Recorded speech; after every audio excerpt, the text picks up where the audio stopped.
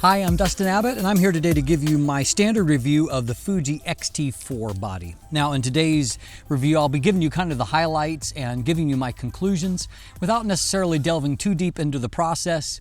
If you want more detail, I recommend that you watch the definitive review where I break down the process, show you more things as a part of this review. But if you want kind of the overview, then you're in the right place. And we're going to jump in and take a look at the X-T4 today. A few years have passed since I have done my review of the X-T3, and basically the wish list I had of features to add to the X-T3 have basically been accomplished in the X-T4. Kind of the strengths of the X-T3 and then along with the X-H1 bodies have been merged together. And so there are some key improvements here, notably including an articulating LCD screen rather than just a tilting one. Gives you a lot more versatility, particularly if you are shooting video. One tip on that is that you have the option of setting up now on one of these dials, you have an option of switching between a stills setup and then a movie setup. I would recommend mapping an option to turn off the sensor that switches between the LCD and the viewfinder, and that way you can hold it here close to your body and use that articulating screen, and it's a great position for shooting video from. However, it'll be a little bit frustrating because if you're up close to your body, it'll be switching to the viewfinder if you don't disable that, and that's not going to help you out very much. Headline feature addition here, and at the very top of my wish list after the X-T3, was the inclusion of in-body image stabilization. And they have included that here with a rated up to 6.5 stop IBIS system, which of course 6.5 stops is fantastic. In real life, I think that that's somewhat optimistic, and I find the typical limitations that I see with any IS or image stabilization system, namely that technically with some of those out of focal length, you should be able to getting down to be able to hand holding 1 and 2 second exposures. I just don't ever do that successfully. I find that there's a practical limit, somewhere around, 1/4 of a second, to where you're really not going with any kind of consistency much lower than that. But I do definitely see an improvement compared to, say, the Sony systems, that you're a little bit more effective. And I think that you've increased the margins on either side to where you're getting a little better performance on both wide angle and, more importantly, on telephoto lenses than what you maybe necessarily are with the Sony system. And so kudos to them on that front. As you can see from video, you are able to really effectively hand hold.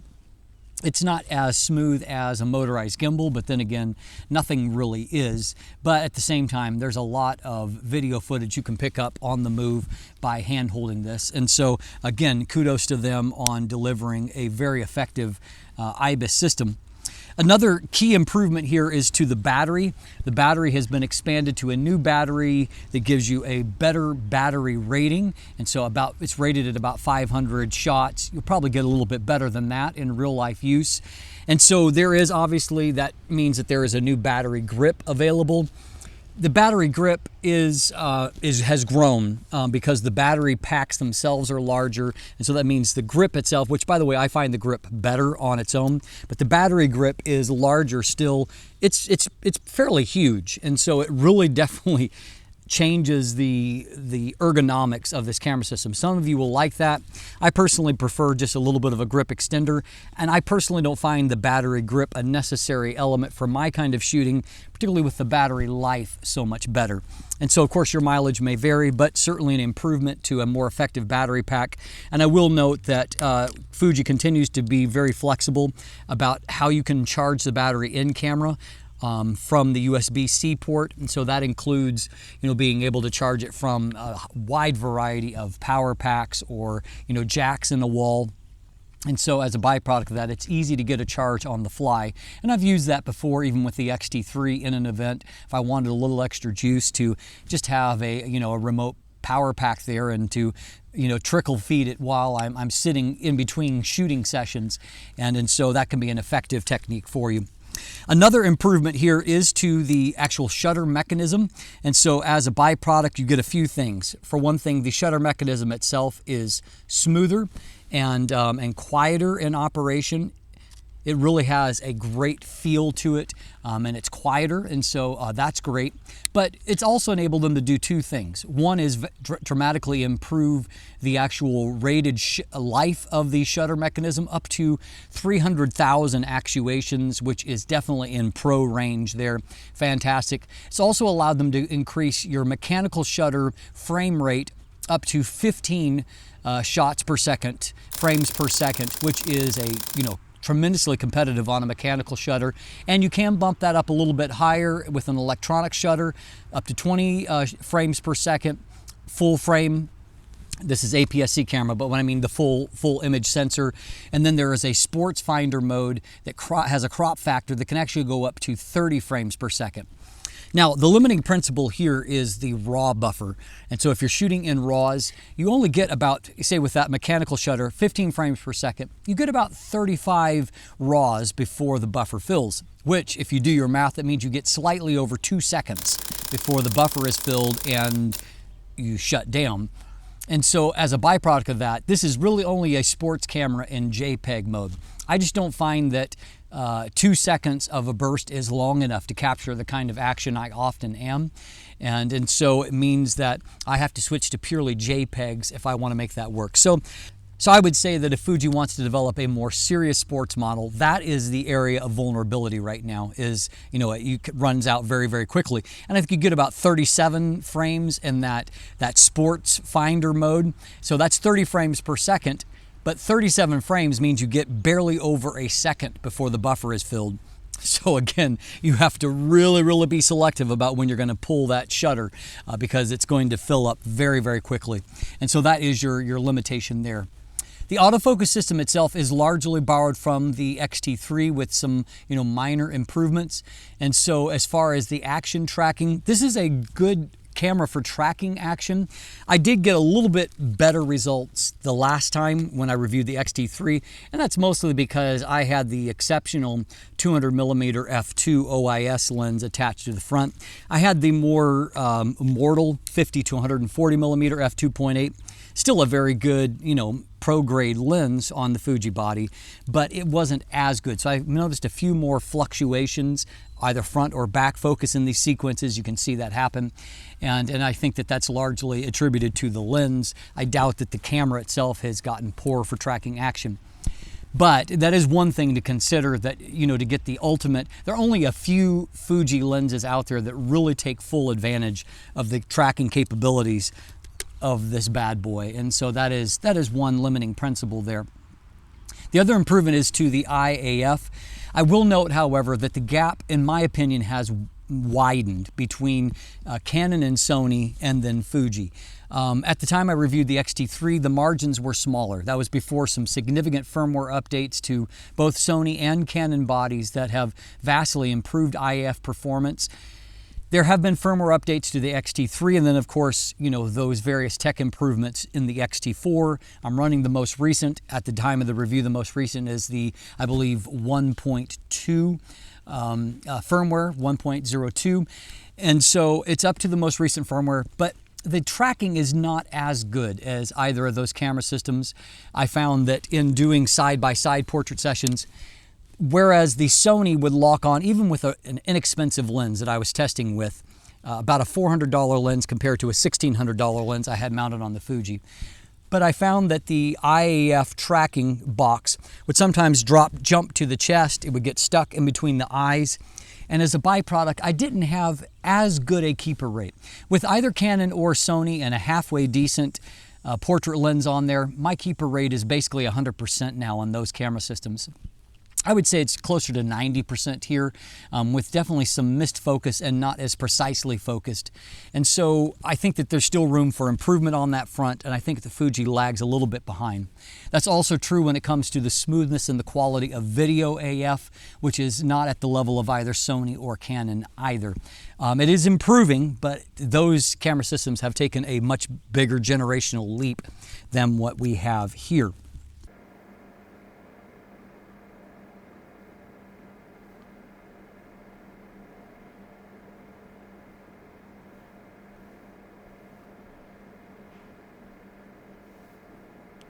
Now, when it comes to the sensor in this camera, again, it is carried over essentially from the X-T3. So we have a 26 megapixel X-Trans sensor here. And so it is plus on the resolution side, higher resolution than most competing APS-C bodies that are typically around 24 megapixels. The one downside that I have observed of the X-Trans sensor as opposed to a typical Bayer sensor is that sharpening is a little bit more complicated, and so you have to be a little bit more careful about how you sharpen.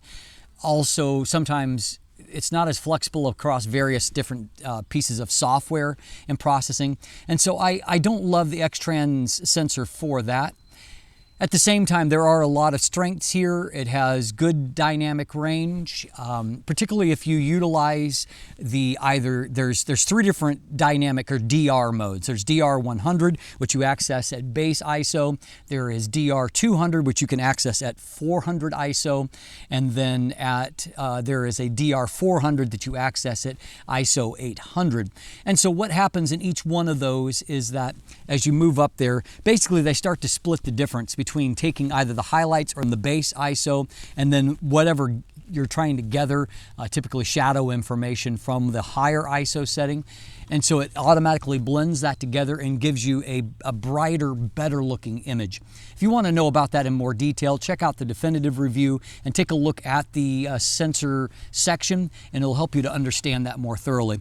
So I would definitely recommend utilizing that, because at your base ISO, you're not getting as good a performance as what you are on Sony for sure. And the sensor that's in either the A6400 or A6600 has a little bit better dynamic range, also a little bit better high ISO performance. And so, you know, I think it's a competitive sensor. I don't think it's quite as good as Sony's in some metrics. Where the payoff is for a lot of people is that a lot of people do like the colors that are produced and the film emulations that are baked into Fuji bodies. You know, you get used to processing the color of whatever camera system you use. And so ultimately, I still favor Canon color probably the most. I've gotten accustomed to processing Sony color, so I'm comfortable there. I'm less familiar with Fuji. In some situations, I really like it. Other situations, I feel like I don't really know how to get the best out of it yet. However, I know there's a lot of people that are fans of that. And of course, Fuji is very flexible on the video side. You can go up to 4K 60, you can shoot in log profiles, and also they have some really quality film emulations that a lot of people really love to give a look to your footage. And so, you know, there's a lot going on in the sensor, and I think it's competitive. It's not, on some metrics, it's not at the top of the heap. Overall here, you have what is perhaps the most complete APS-C camera on the market. And at $1,700 US, it is at the more expensive range of that, but it's also more fully featured. It has better battery life than what some of the Sonys do. You know, arguably a little bit better viewfinder than what they have. And I would say ergonomically, it's definitely got a lot more physical controls. I prefer this body to the A64 or A6600 in terms of the handling.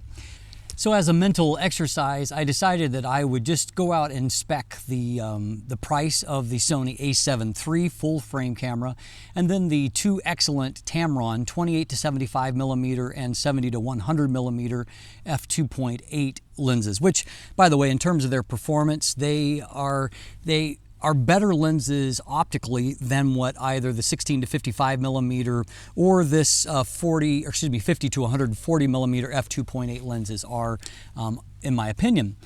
And so when I priced all of those things together and then priced the X-T4 with the two lenses I just mentioned, I came out to a combination to where you actually paid between $400 and $500 US more for the Fuji APS-C system, largely because the lenses are so much more expensive. I also ironically added up all the weight and found that the Fuji combination, though APS-C, was actually about 140 grams heavier than what the Sony combination was. And that to me highlights the greatest vulnerability of the Fuji platform. There is little to no third-party development, which means that you are stuck once you buy into the system, essentially buying first-party lenses. And I have found, having now tested about 10 lenses on the Fuji platform, that while many of them are very good lenses, I find their price point to be on the high side compared to comparative lenses on either Canon or Sony, where I'm very familiar, do many reviews there. And so I think that your challenge is going to be that on the APS-C front, this is, I believe, the most complete camera with access to the most complete set of lenses available on APS-C. If full frame is an option for you, however, it opens up a whole other realm of possibilities. What Fuji really needs is some third-party development to help to make it a more competitive ecosystem at large. And that, I believe, is the greatest vulnerability of what is an otherwise excellent camera. Excellent camera with access to some excellent lenses. However, it may not be the smart choice for everyone because of that issue that I just mentioned. I'm Dustin Abbott, and if you look in the description down below, I do have linkage to a full text review along with lots of extra information there. There's also linkage to my image gallery if you want to check out photos. Beyond that, there's also buying links. There's linkage to follow me on social media, to become a patron, or to sign up for my newsletter. And if you haven't already, please click that subscribe button right here on YouTube. Thanks for watching. Have a great day.